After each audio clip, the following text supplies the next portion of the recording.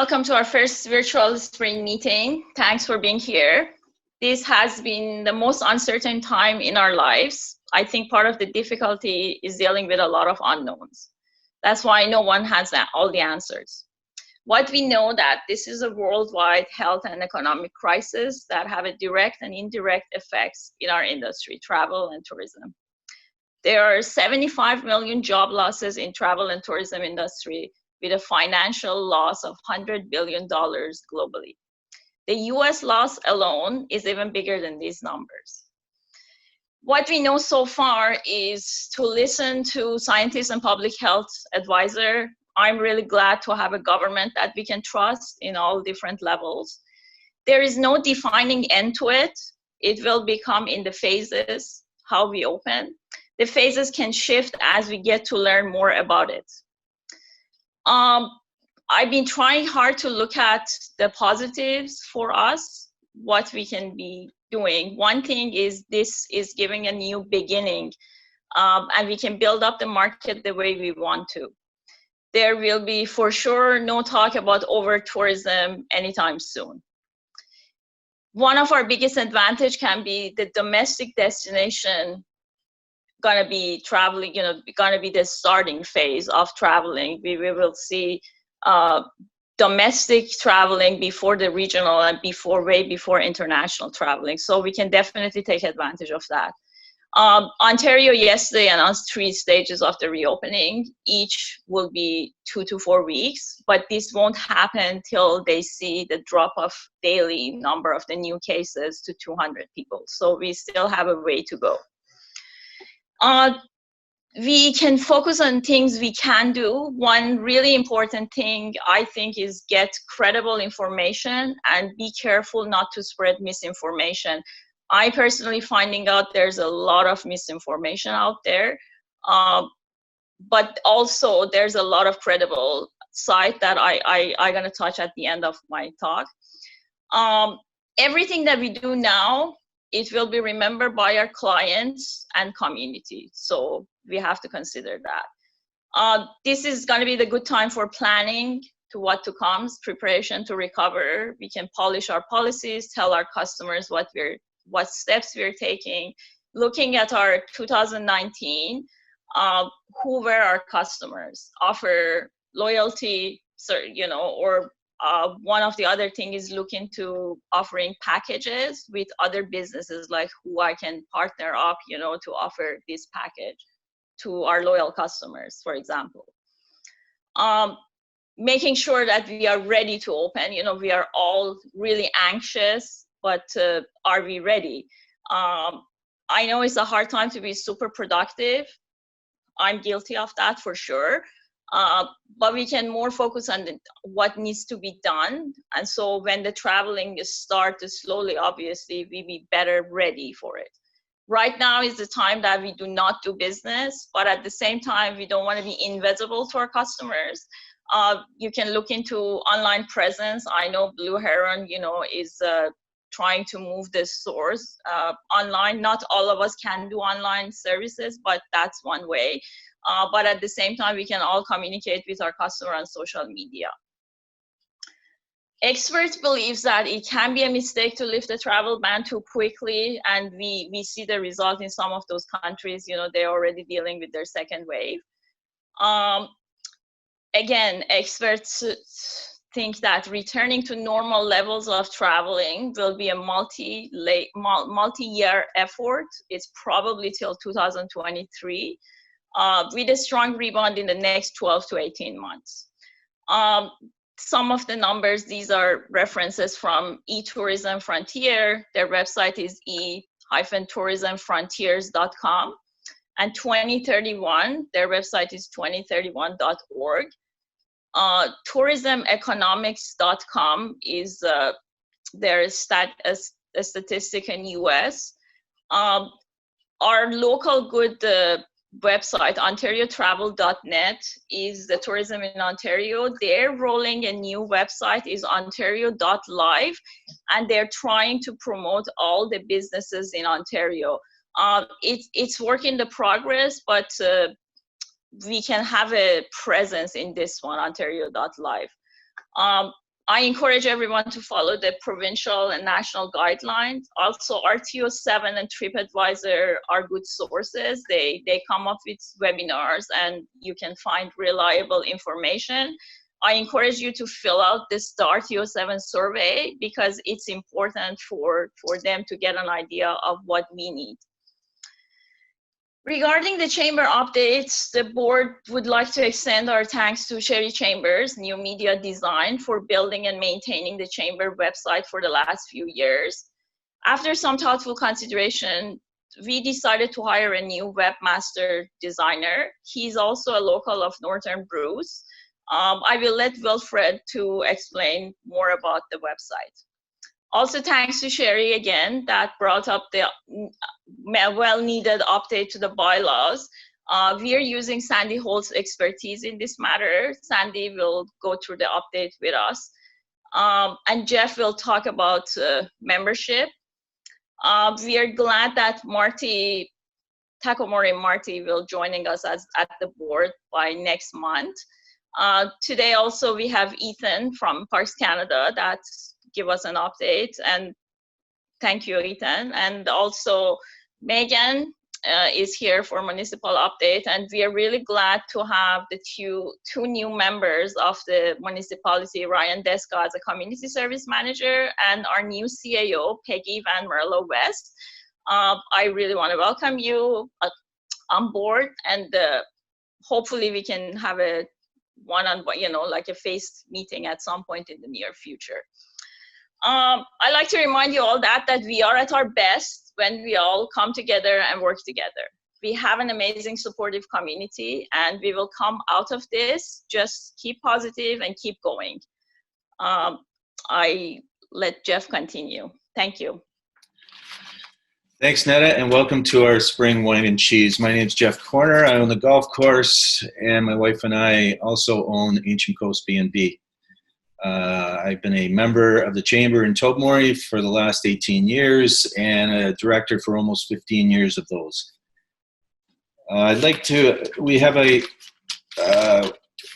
We're always looking for new members and new directors, so I'm just going to sort of refresh what we do here for any new members and people from the Lion's Head area that are looking or joining our organization.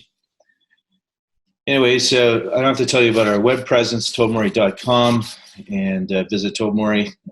They get hundreds of thousands of hits a year and is going strong. We also have a strong voice of council. We also have 2 representatives, one from Parks and one from Council, on our board that give us information immediately, up to date and accurate, face to face. A lot of business community support through our networking. Right now we're doing it virtually, but typically we have events that we all can get together and you get firsthand. You can ask questions of any new events coming up, new things in your business, new products that you might be offering, new services, that type of thing. As well as it introduces the new members to the business community. We have our 2 information centers, of course, the one in Tobermory, one in Ferndale. They run excellent. They run all through 7 days a week in the peak season and obviously in the shoulder seasons as well. Both of them have racking. We also have access to the racking at the terminals, both in Ferndale. There's one in Owen Sound at the Owen Sound Transportation Office, as well as the 2 terminals at the ferry.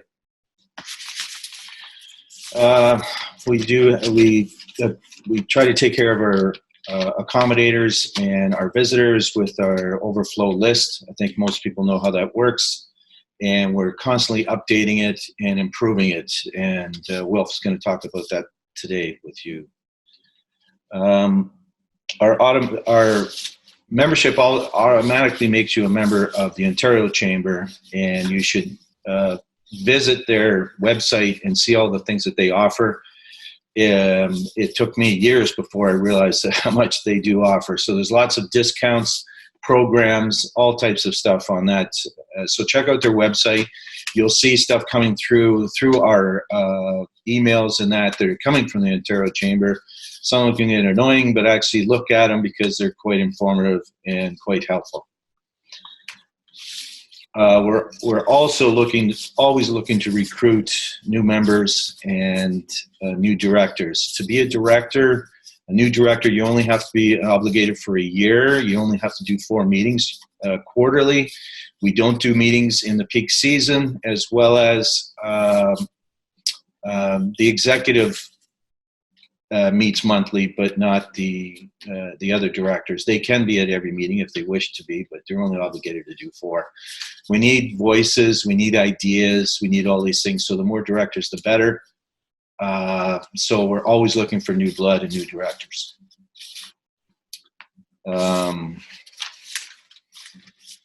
That's pretty much it. We are trying to put a platform on the website via email or some type of contact to give information to the members on new services that are being offered, new businesses, all demographic information, grant information. We're going to have a platform that you can ask questions to the board, and if we can't answer them, we will direct you to the right people who can answer them. We have a wealth of knowledge on the board and a wealth of knowledge in the community. Most of the business owners in the community have come from businesses in the past, and it's amazing the amount of wealth of knowledge we have out there. So the Chamber is going to try and tap into that knowledge and get that into your businesses. Anyway, thank you very much, and I'm going to pass this on to Sandy. She's going to talk to you about the bylaws. Thank you. Hi, everyone. For those of you who have not met me yet, my name is Sandy Holst, and I've actually been talking to Netta for a few months about becoming a board member, and that was official in March of this year. My first order of business is updating the bylaws. Before I get into the details on where we stand, here's a bit of a background of how I made it to Tobermory. And we've been coming up and enjoying the Bruce Peninsula since the early 1980s. And finally, after all those years, we became year-round in July of 2017. My business background is in the accounting industry. And approximately 20 some odd years ago, we opened up a bookkeeping and business practice in Hamilton. Our services were slightly different, so it enabled us to have clients in Canada, in the US, and even some in Europe and China. But after about 11 years, we decided we wanted a simpler life, and we sold the business in 2013. Since then, I'm just a freelance business consultant, bookkeeping coach, mentor to people that want to start a business. I've been a book editor a few times and even wrote a couple of books myself. And just thoroughly enjoying living up here. I work virtually, so if I choose to be in my bunny slippers and my PJs all day, I'm going to take that opportunity. So as for the bylaws, I have been updating them, and I've got Jeff Corner giving me support because he was part of the process back in 2006. And I'm very close to having a draft for the board members. Once that goes out, excuse me for a moment. Once that goes out to the members when we're ready, it will be going out in advance of the AGM, and hopefully we can vote on it, cast it in stone, and submit it to Revenue Canada and get that project off our plate. So this is supposed to be a wine and cheese party, and so I have my glass of wine. It's empty at the moment. I don't really eat cheese or dairy all that much, so I've just decided to double up on the supplies. I hope that's enough. Anyways, next on the list is Wilfred. Good evening to all those that have joined our virtual wine and cheese update meeting. Cheers. For those who do not know me, I'm Wilfred Lamont, and Joanne and I have owned and operated Lions Head Beach Motel and Cottages for 3 years as of May the 3rd. A bit about my past. Joanne and I have been married 37 years, and we have 4 children and 4 grandchildren. I have vacationed on Bruce Peninsula since I was 2 years old, and we purchased a home in Lions Head approximately 10 years ago. I'm an engineering graduate from the University of Guelph, and I've worked in the HVAC industry approximately 20 years and the solar industry for 10 years. I have sat as a director on many boards over the years, the largest being ASHRAE, the American Society for Heating, Refrigerating, and Air Conditioning Engineers, which at the time had 55,000 HVAC engineers and professionals worldwide. I was nominated and elected at last year's AGM in Tobermory, and it is my honor to serve the business community in Northern Bruce Peninsula. I would like to speak to the updates and enhancements on our website, tobermory.com. We moved the website to a new web space, one.com, and hosting will be about $100 a year, saving us some money. Software and databases were updated, and PHP was added to keep us safe from viruses. Changes were made so that the website would load faster, and additional website memory was freed up, so we did not have to purchase additional space, saving us some money. Our web designer updated and uploaded the website with new pictures from our members' websites, assuming your business websites had the best pictures of your businesses. Please check your listings to ensure that the content is correct. They also included a privacy policy and a terms of use policy. These pages will be a legal requirement by 2021. The new website design also includes mobile-friendly features for newer versions of iPhones and Androids. Also a neat feature is the weather network for Tobermory will be forecasted in the lower right-hand side of the web page. What's brand new to the website? As many know, the tourism office was making up to 60 calls a day checking for the accommodation member vacancy. Although this was a very important function for our accommodation members, it was the board's opinion that the office resources could be better utilized. Members providing accommodation services can now directly update their vacancy on the Tobermory website, logging their availability. We will inform the members of their passwords for their specific calendar once the province opens up for business. Finally, it is our opinion that when the province gives us the green light for travel, Ontarians will be eager to get out of their homes. The thought is that they will staycation versus going on cruise ships or airlines to exotic destinations. Being 3 to 4 hours from all major Ontario urban centers, Northern Bruce Peninsula is the perfect destination. Thank you, and Ethan will take the mic from here. Thanks, Wilf. It's Ethan from Parks Canada. I guess I'm queued up to go next, so I wish I was having a glass of wine with you there, and hopefully at some point in the future. It's great to connect with everybody today, and I haven't seen a lot of people, so this is really exciting. And I didn't put my park uniform on, but I did put on pants today, so this is a really exciting day for me. I hope everyone is safe and doing well. I'd like to give a brief update from Bruce Peninsula National Park and Fathom 5 National Marine Park. And as most of you know, to limit the spread of COVID-19 and for public safety, we closed visitor access to the parks on Monday, March 23rd. And that meant all public buildings, parking lots, trails, day use areas, and campgrounds are temporarily closed to the public. So I know many of you will, have been out and about and have probably seen the signage and the temporary gates that we have in place at key access points around the park. We've been working pretty hard to get the word out. So if you see our social media channels, you'll see we've been sharing lots of important messages about the park closure. And if you've driven past Ferndale, you'll also notice that we put a large LED sign there to inform travelers that the parks and grotto are closed. We've been working closely with other government agencies and partners, especially the municipality of Northern Bruce Peninsula, to keep visitors and residents both informed and safe. Nationally, across Parks Canada sites, all events, group and interpretive activities have been canceled until at least May 31st. And reservations for camping or other activities, such as grotto parking, have been deferred at least until June 1st. Our communities here are small and fairly isolated, and we have great but limited medical services.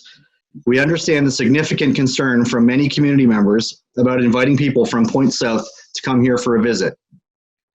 We are currently working on developing plans for a phased-in approach to reopen the parks when it's safe to do so. We don't know when that is yet. We're going to follow the direction from public health agencies and the federal and provincial governments. We're also working closely with the municipality of Northern Bruce Peninsula and Chamber of Commerce to make sure that plans to resume tourism activities are done in a coordinated way. You know, the local tourism sector is highly integrated, so we all need to be in lockstep. There's no sense having hotels open with nothing for people to do, or having parks open and attractions open and nowhere for people to stay. But lastly, we know that the local economy relies heavily on tourism, and when the time comes, we want to be part of the solution to help local businesses recover from the huge setbacks that we're facing right now. So we look forward to working with each of you to get through this difficult time, and we look forward to being able to have a meeting at some point in the near future and face-to-face. And thank you very much, everyone. Best wishes. And then next we'll be going on to Megan. So I'll turn it over to her. Thanks, Ethan. I think I know most of you, but for those who are maybe new to the area and who I haven't met yet, my name is Megan Miles. I grew up on the Bruce Peninsula, and my family's been here for 5 or so generations. And about 5 years ago, I moved back and started a business in Lions Head. And in 2018, I was elected to the North Bruce Peninsula Council. So first and foremost, just to echo Netta's comments earlier, I just want to acknowledge how difficult the past 6 weeks have been, probably for you individually, for your families, and for your businesses. It's been a major disruption, which requires major adaptation, which is just plain hard. But I know our community, and I know we can do hard things. We're a resourceful and self-sufficient bunch, so I'm confident that we'll get through this together. If we continue to follow public health direction, take care of ourselves, and take care of each other. So the municipality will continue to do what we can to keep our community safe, well-supported, and healthy, and help our local economy not only recover, but also recover stronger. While we were fairly well prepared, we had one of the only pandemic plans in Bruce County. This is still a new experience, and so we want to thank you for your patience and understanding as we adapt to this new reality. We're constantly making decisions with the best information we have, and then monitoring and reevaluating those decisions as new information becomes available. Some actions to date include essentially closing all municipal facilities to the public. Administration staff are still available by phone and email and continue to provide essential services and support local residents. Due to our limited healthcare capacity and the ban on non-essential travel, we are discouraging cottagers from coming up. However, this is difficult to enforce. However, we do have bylaw enforcement out and enforcing what they can. Officers to date have laid some charges for non-compliance with emergency orders and will continue to do so. There's also been letters sent from the bylaw officer to all short-term accommodation operators, just reiterating the provincial non-essential business regulations as well. We've been collaborating closely both with Parks Canada, as Ethan mentioned, as well as the Peninsula Family Health Team. You might have seen the bi-weekly updates that have been coming out every Tuesday and Friday, posted to our website as well as the Family Health Team's Facebook page. We've had a few council meetings via Zoom, which anyone from the public can attend. The link is posted to the municipal website prior to the meeting, so you can listen in to the proceedings right from the comfort of your own home. Council's also made the decision to not charge any interest on property tax bills as well as water and sewer bills until at least June 30th, so no interest will be charged until after that point. Council's also been committed to be fair and reasonable in regards to campground and marina fees. So we will be looking at a fair refund structure if we're closed for a significant amount of the season. And recognizing the local state of tourism at our April 14th council meeting, council also passed a motion suspending the implementation of paid parking until further notice. So those are just a few of the things that our municipal staff have been working hard on. And now, on a more exciting note, I'm proud to welcome our new CAO, Peggy Van Mierlo West. After a thorough recruitment and selection process, we've welcomed her to our municipality. And so I'll turn it over to Peggy to introduce herself. Well, thank you, Councillor Miles. I just want to say, first of all, I've received such a warm welcome from the community and from staff, and I feel very grateful to be up here. A little bit about me. So I've been a CAO for approximately 10 years. I've worked in the municipality of Central Huron, and most recently the town of Kingsville. I also have a public works engineering background. I received my Bachelor of Science from Wayne State University in Michigan. I received my technologist diploma from Fanshawe College in Ontario. So I've kind of worked my way up. I've always loved to work in municipalities by the water. I started in Point Edward, moved up to Lambton Shores, helped work on the Grand Bend Beach Enhancement Project and the Main Street project also. I'm also a firm believer in economic development and partnerships with associations, and I really look forward to meeting with the Chamber, hopefully face-to-face one day, and to discuss some new partnerships that we can look forward to. So yeah, essentially I've only been here for a week, so I don't have a huge amount to say, but I do want to say thank you very much for welcoming me to the community, and I look forward to serving you. And I'm going to pass it on to Ryan. Thanks very much, Peggy. And I can echo that it's really great to have new leadership on board through this challenging time. For those of you who don't know me, my name is Ryan Deska. I've been spending summers on the peninsula my whole life, but just recently in January got the job with the municipality. My role is the manager of facilities, but also looking at economic development and tourism going forward. My background is largely in economic development.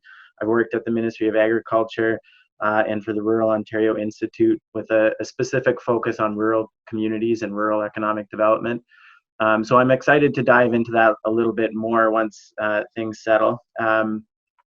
One thing that I can say at the staff level is we have been in touch with the Bruce County Economic Development Team.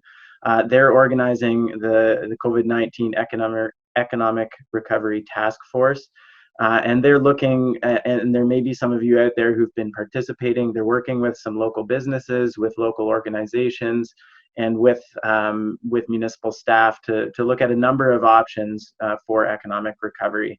And so they're exploring those ongoing, and we will be working to disseminate some of the findings from that. In terms of other efforts that are going on, the municipality of Northern Bruce Peninsula and the municipality of South Bruce Peninsula are collaborating to bring together a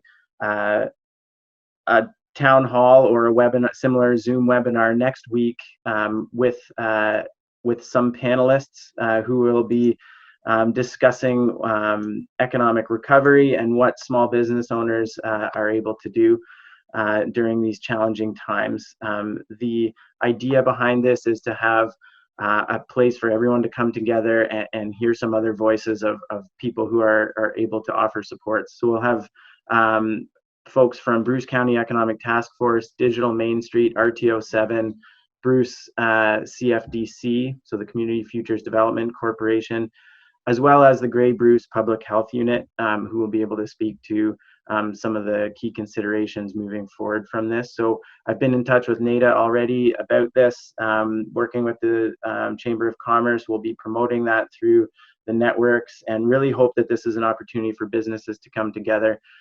moving beyond this economic recovery, we're really hoping to work with the business community in both North and South Bruce Peninsulas to see if there are some networking opportunities that are available to strengthen businesses throughout.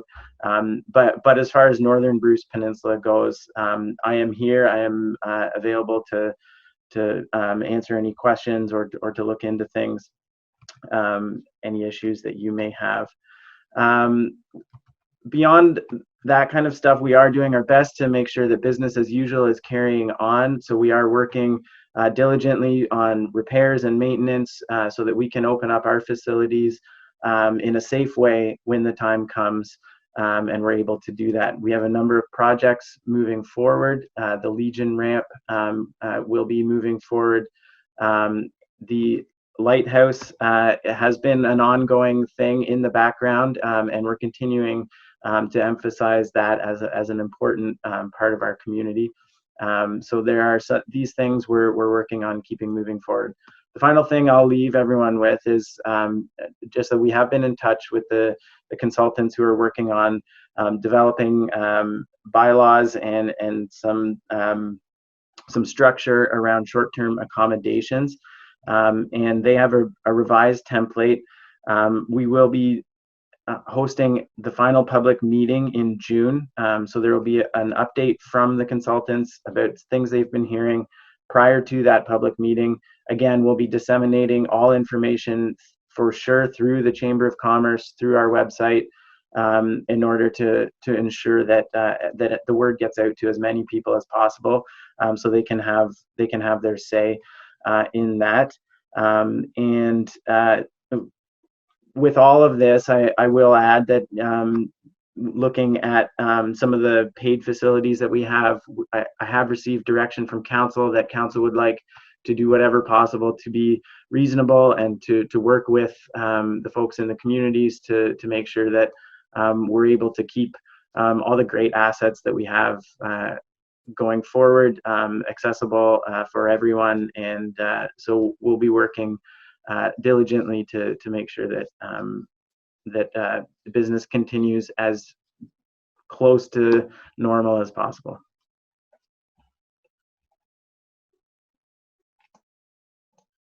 Sorry, Anita, I think you're muted currently.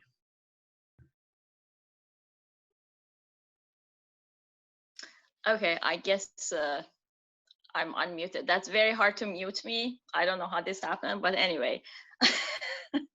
This is hard to sit here in quiet, but anyway, I made it. I just want to thank all of you for your participation and updating everybody. I hope to see everyone at the wine and cheese meeting. You have to prepare your own wine and cheese. I just want to finish by saying that as a controlling person, I confess that it is hard to let things go, but I think one of the best thing is control what you have power, control of that, and letting go of what you don't. I just also gonna quote from the book of the Artisan Soul by Erwin Raphael McManus. He say, fear is the shadow of creativity. When we choose to create, we bring light to our fears. The darkness does not prevail over us. It's only when we find the courage to create that we are freed from those fears and that darkness. Just don't let fear win, okay? It's a hard time for all of us financially. We are in the same boat in a different place of the boat, but we can make it, I promise. Thanks everyone, and have a good day and night.